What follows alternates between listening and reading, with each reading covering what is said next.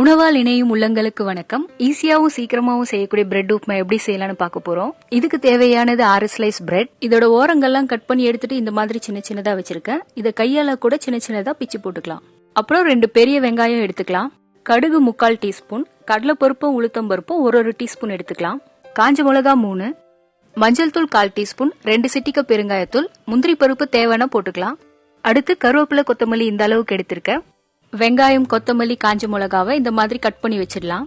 எண்ணெய் 2 table spoon, அப்புறம் தேவையான அளவு உப்பு. இப்ப ஸ்டவ் பத்த வச்சுட்டு பாத்திரத்துல எண்ணெய் ஊத்திக்கலாம். எண்ணெய் சூடானதும் கடுகு போட்டு பொரிய விட்டுக்கலாம்.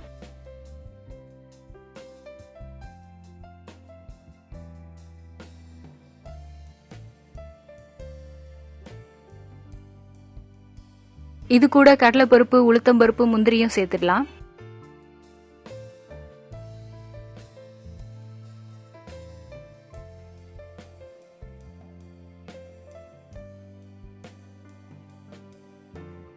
இதெல்லாம் கொஞ்சம் பொன்னிறமா ஆனதுக்கு அப்புறம் கருவேப்பிலையும் கட் பண்ணி வச்சிருந்த காஞ்ச மிளகாவும் சேர்த்துடலாம்.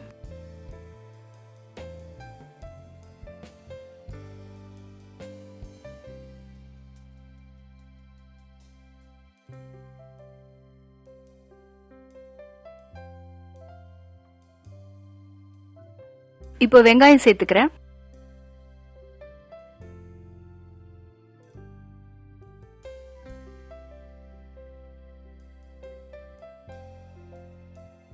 வெங்காயம் சேர்த்து கொஞ்ச நேரம் வதக்கினாலே போதுங்க, பொன்னிறமா ஆகக்கூடாது.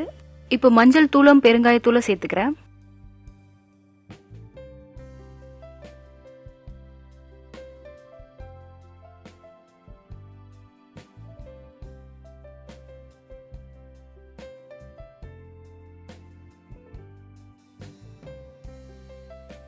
இதுக்கு தேவையான அளவு உப்பும் சேர்த்துடலாம்.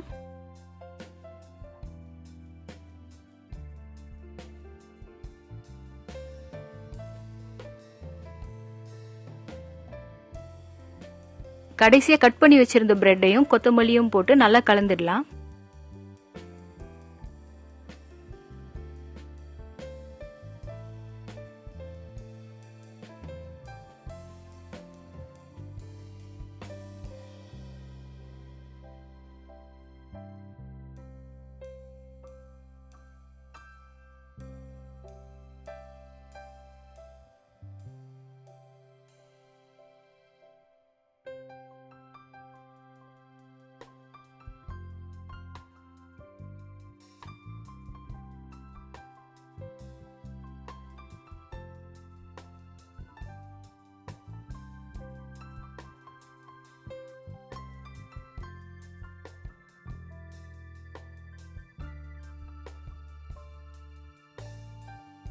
சுட சுட பிரெட் உப்மா இப்ப சூப்பரா ரெடி ஆயிடுச்சு. இதுக்கு சைட் டிஷ் எதுவும் தேவைப்படாது. நீங்களும் ட்ரை பண்ணுங்க.